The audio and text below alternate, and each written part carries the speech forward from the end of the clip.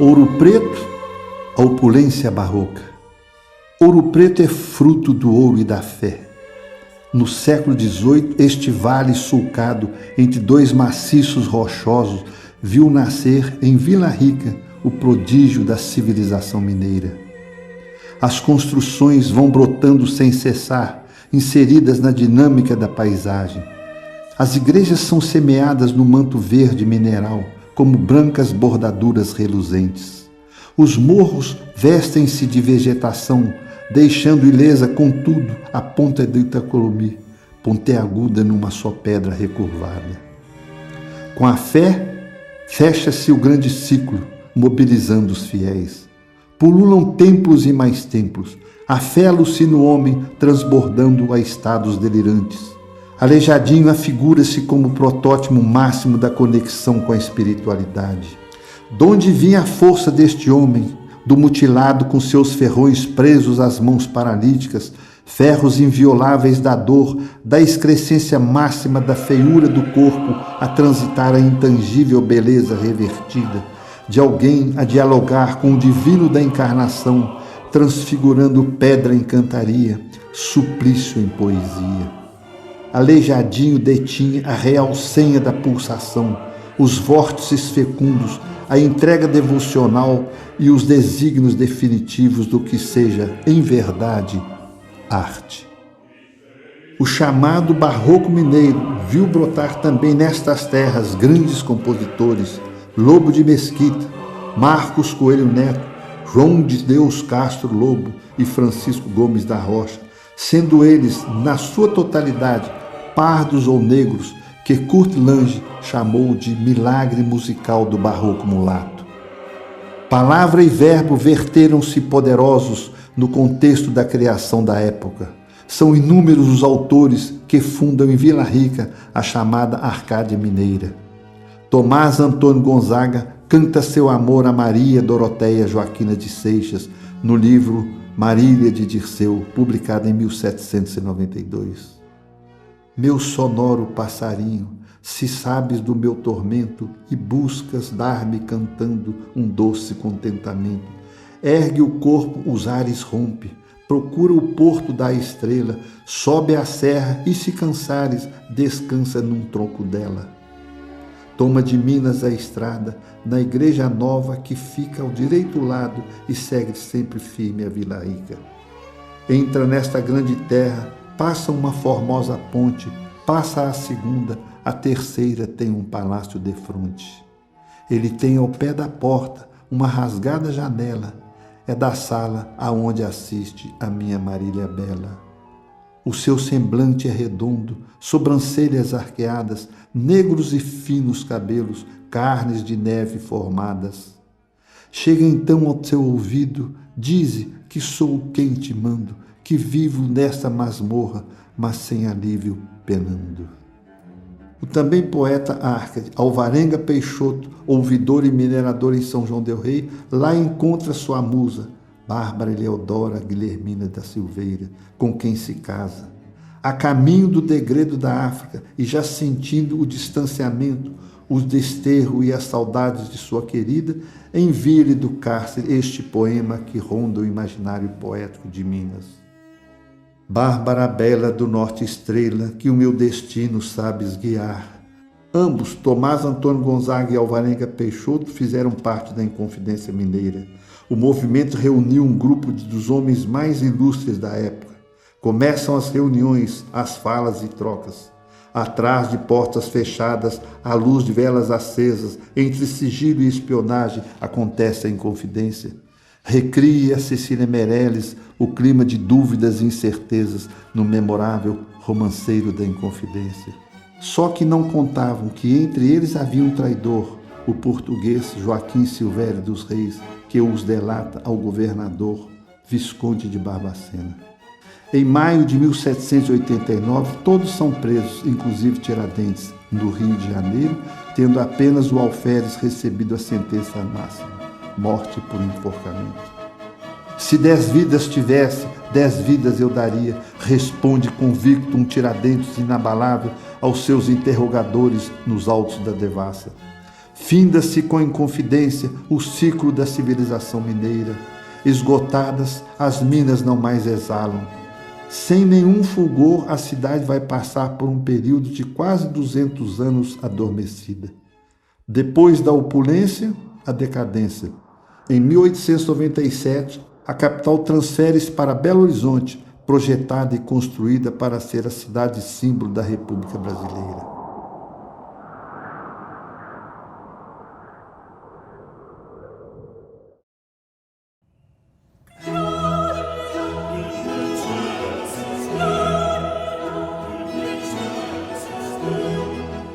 O Renascimento.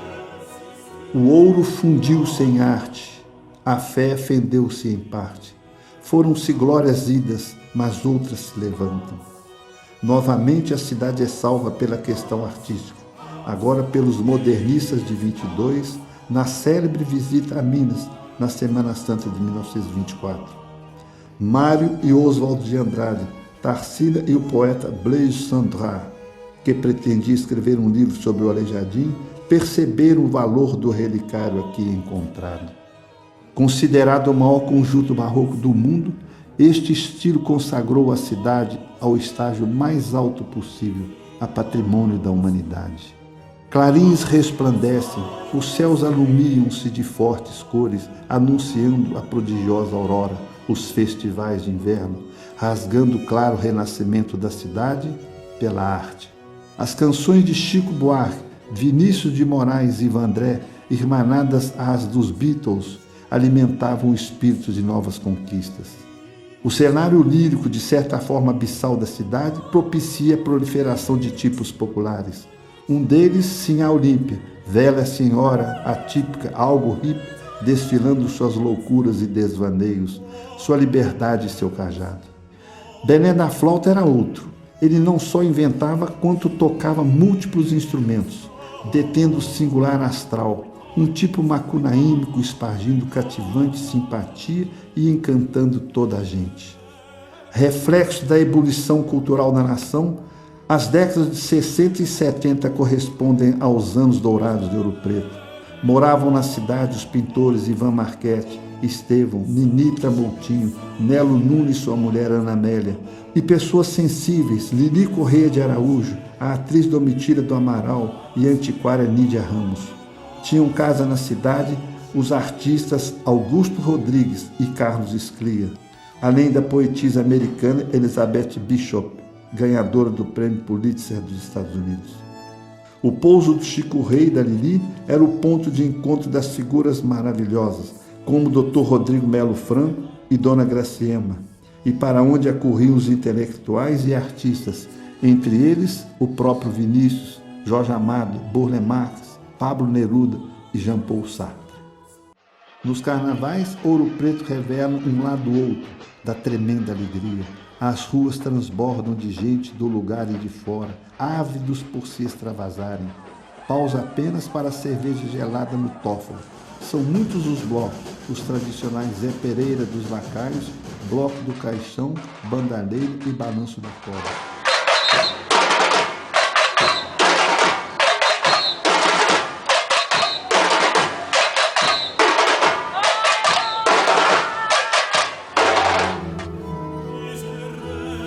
Nada é tão profano como nada tão sagrado.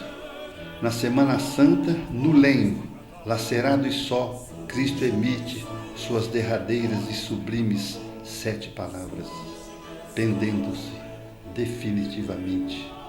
A procissão fúnebre segue lentamente, vagando Cristo inerte na madrugada silenciosa, velado por Maria, os sacerdotes e as irmandades com suas roupas encarnadas.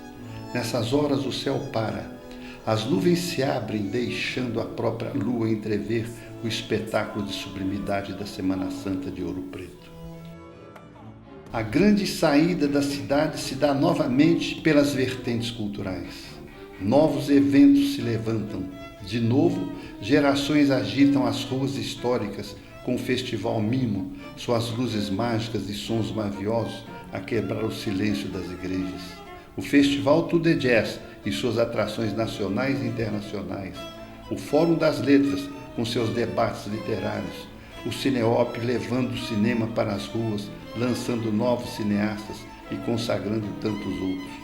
Os grupos populares como Viola de Folia e a notável Orquestra Ouro Preto, sob a regência do maestro Rodrigo Toffolo.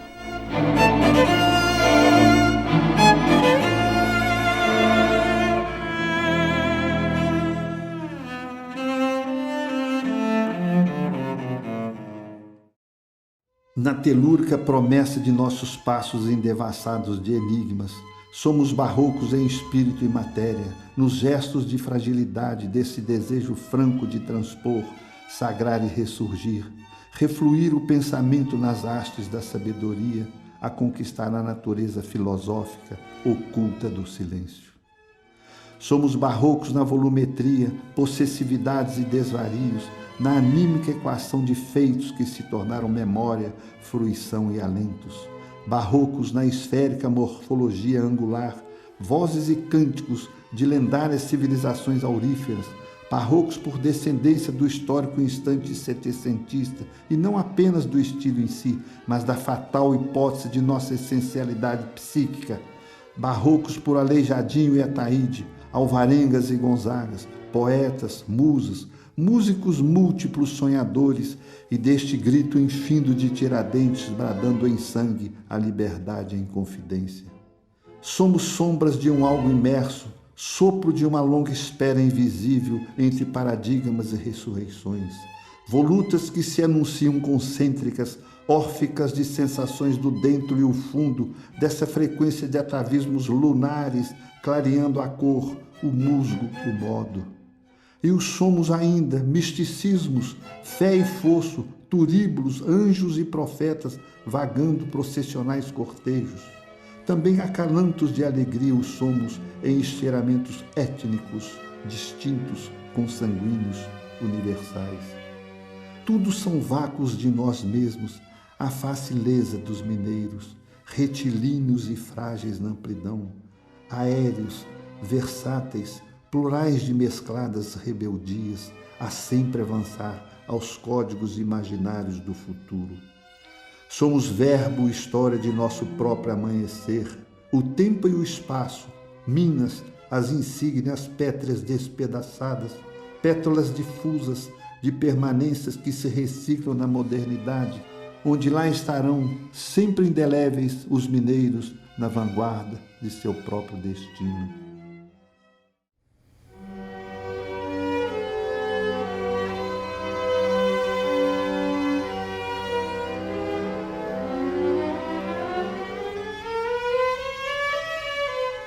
Roteiro poético. Praça Tiradentes. Estando-se na Praça Tiradentes, a perspectiva do olhar lança-nos ao pico do Itacolomi, entrecortado por sobrados, o museu à frente, a torre, as 4 estátuas encimando os cantos laterais, e o Carmo emprestando suas 2 torres, acentuando a altiva conjugação de elementos verticalizados, com a presença triunfal do Tiradentes dando costas ao palácio. Antigo Palácio dos Governadores. Os brancos espaços gloriosos lançam-se sobre a praça, guardando os governadores no palácio, isolando-os definitivamente da plebe. Implantado nas fraldas da serra, escorre imponente da rampa e dos altos muros inclinados, dando-lhe feição algo militar, acentuada por 4 guaritas cilíndricas equidistantes. Com a mudança da capital para Belo Horizonte, o velho Palácio dos Governadores dá lugar à tradicional Escola de Minas, com seus lendários professores catedráticos das teorias e teoremas.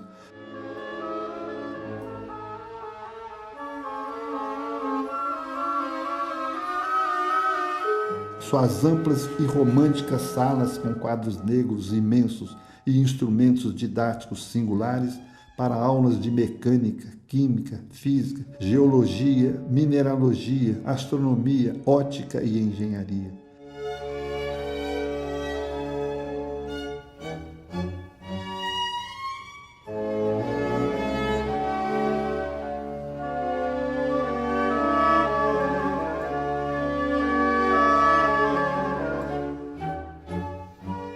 A história da mineração do Brasil passa pelos portões da Escola de Minas, que agora abriga o Museu de Mineralogia e o Museu de Ciências e Técnica.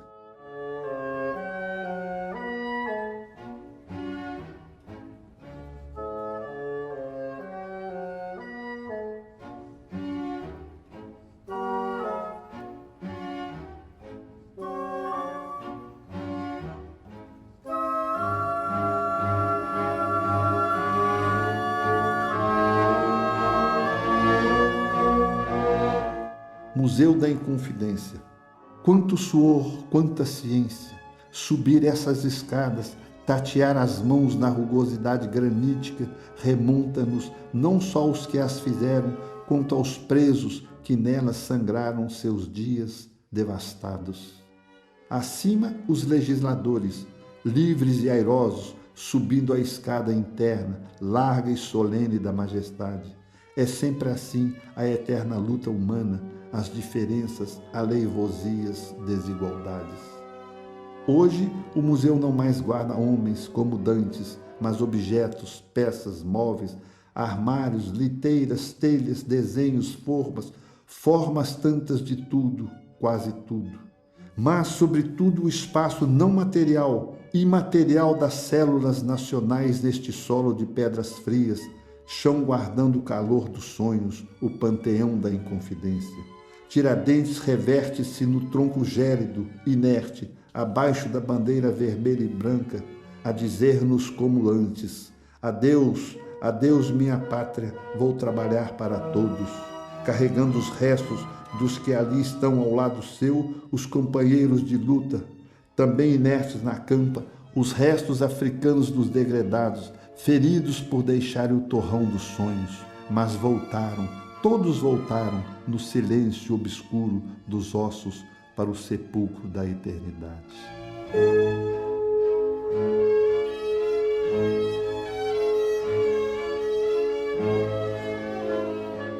Igreja de São Francisco de Assis. Na São Francisco, mestre Aleijadinho excedeu-se, torceu a pedra, abriu arcadas, rompeu paredes, afrontou até mesmo a física, concebendo o templo de maior inventividade do Brasil. Estamos diante, simplesmente, da obra-prima do Barroco Mundial, segundo Germain Bazin, diretor do Museu do Louvre. Sobre a igreja escreve o poeta Carlos Drummond de Andrade: Senhor, não mereço isto, não creio em vós para vos amar. Trouxeste-me a São Francisco e me fazeis vosso escravo. Não entrarei, Senhor, no templo, seu frontispício me basta. Vossas flores e querubins são matéria de muito amar. Dai-me, Senhor, a só beleza destes ornatos, e não a alma. Pressente-se dor de homem, paralela à das 5 chagas. Mas entro e, Senhor, me perco na rósea nave triunfal. Por que tanto baixar o céu? Por que essa nova cilada? Senhor, os púlpitos mudos, entretanto, me sorriem. Mais que vossa igreja, esta sabe a voz de me embalar. Perdão, Senhor, por não amar-vos. Matriz de Nossa Senhora da Conceição. Esta igreja corresponde seguramente à infância e juventude de Aleijadinho. Ele morava a poucos palmos e praticamente a igreja edificava-se no quintal de seus olhos, observando o bater pregos, o serrar toras, o quebrar pedras, vendo em menino a vertigem das alturas, as taipas subindo, as naves se ampliando, o roteiro de um fato fascinante desenvolvendo-se diante de sua perplexidade sensível. Mina do Chico Rei, entrar nos porões da terra, sentir o terrível drama de trabalhar sem ar, de se ter apenas o oxigênio mínimo da tolerância humana, dentro de túneis estreitos e canais onde mal cabe um corpo, e ainda assim respirando só poeira, eis o que seja a realidade de uma mina. Porém, antes de tudo, ser minerador é ser um forte, desses que afrontam as decisivas leis do sobreviver. Forte como era Chico Rei, nesta mina trabalhando e sofrendo forte, desses buracos colhendo suado metal dourado, que lhe daria proeminência, liberdade, liderança e riqueza. Igreja de Santa Efigênia. Segundo a lenda, Chico Rei construiu em promessa a igreja de Santa Efigênia, onde negras traziam na carapinha dos cabelos o ouro em pó, depositando-o na pia, sedimentando fundos para a construção do templo.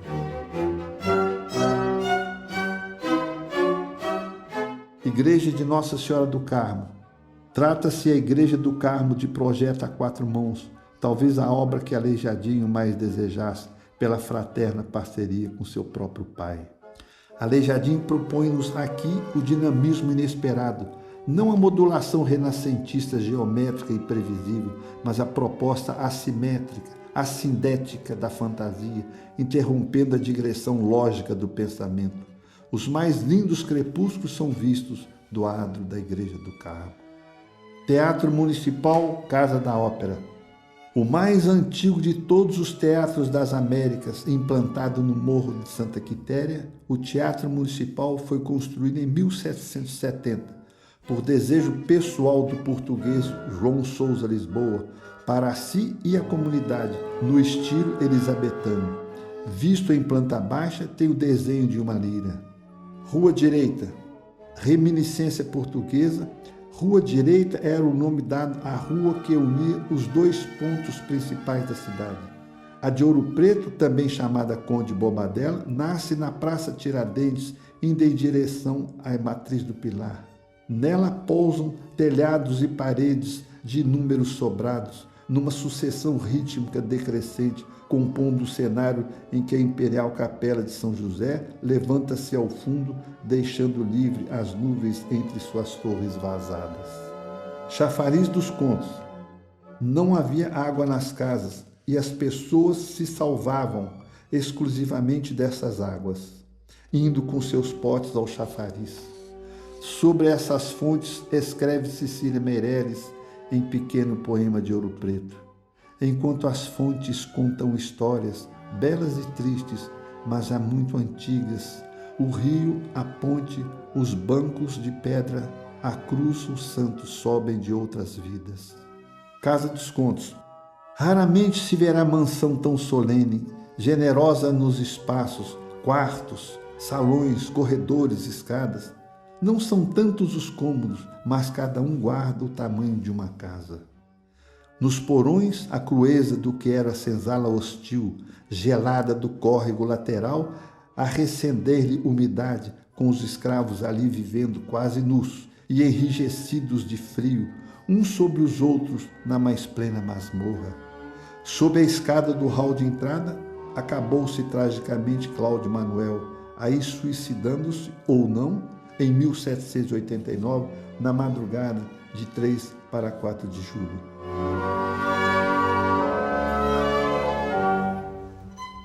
Rua São José. Inicia-se na Casa e Ponte dos Contos, seguindo-se numa quase só reta, desaguando no Largo da Alegria. Na Ponte dos Contos, à noite, os passantes são recebidos pelo perfume encanado de plantas vindos do horto botânico. Igreja do Rosário. O rosário é um cântico às curvas, o pleno colóquio do pensamento curvilíneo, quando se mesclam circulares, maiores ou menores, as sempre curvas sucedendo-se concêntricas umas dentro das outras, na orgia do escultor que as quer voluptuosas, propulsivas no espaço.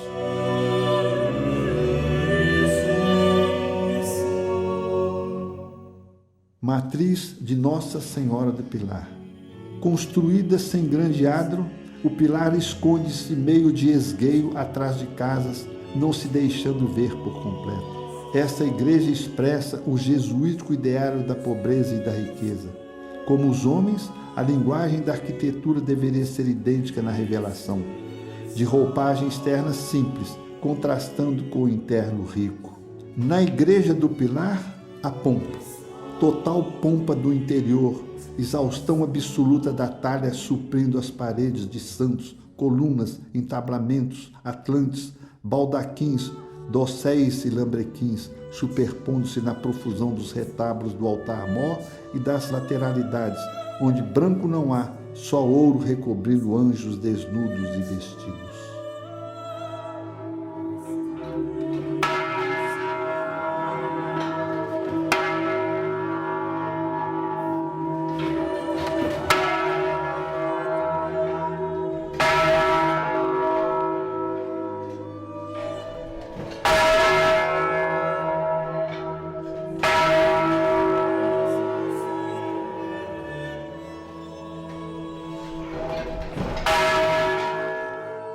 Passeio pitoresco a Mariana pelo trem da Vale.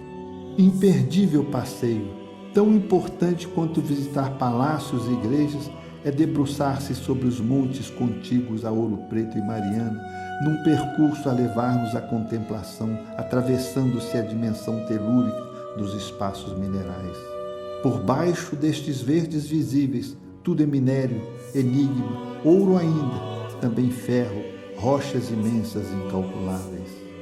Na contemplativa viagem sobre trilhos, parte o trem deixando Ouro Preto para trás.